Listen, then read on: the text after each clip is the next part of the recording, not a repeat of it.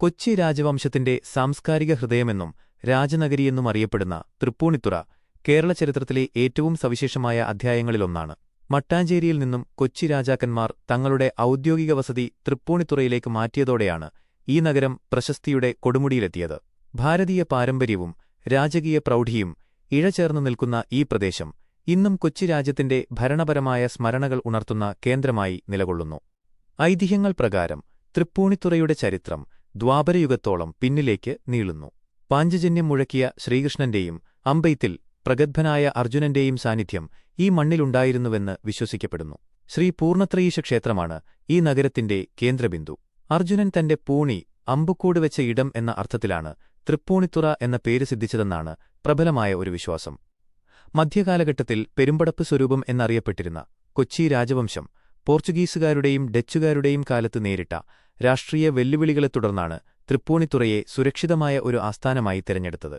വൈദേശിക ശക്തികളുടെ കടന്നുകയറ്റത്തിൽ നിന്നും വിട്ടുമാറി ആത്മീയതയ്ക്കും ഭരണനിർവഹണത്തിനും അനുയോജ്യമായ ഒരിടമായി തൃപ്പൂണിത്തുറ വികസിപ്പിക്കപ്പെട്ടു.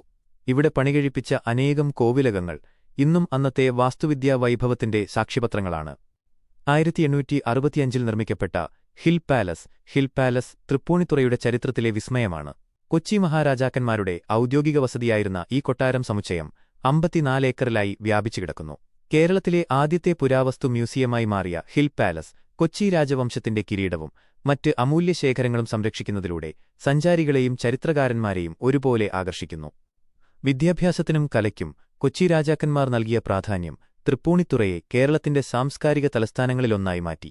ആയുർവേദം, സംസ്കൃതം, സംഗീതം എന്നിവയ്ക്ക് ഇവിടെ പ്രത്യേക പരിഗണന ലഭിച്ചിരുന്നു. രാജകുടുംബാംഗങ്ങളിൽ പലരും പ്രഗത്ഭരായ പണ്ഡിതന്മാരും കലാകാരന്മാരുമായിരുന്നു എന്നത് നഗരത്തിന്റെ ബൗദ്ധികമായ വളർച്ചയ്ക്ക് വേഗത കൂട്ടി. കേരളത്തിലെ പ്രശസ്തമായ ആർ.എൽ.വി. സംഗീത കോളേജ് ഇതിന്റെ മികച്ച ഉദാഹരണമാണ്.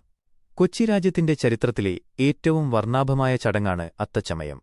ഓണക്കാലത്തിന്റെ തുടക്കം കുറിച്ച് മഹാരാജാവ് സർവാഭരണ വിഭൂഷിതനായി പ്രജകളെ കാണാനെഴുന്നള്ളുന്ന ഈ ചടങ്ങ് തൃപ്പൂണിത്തുറയുടെ മാത്രം പ്രത്യേകതയാണ്.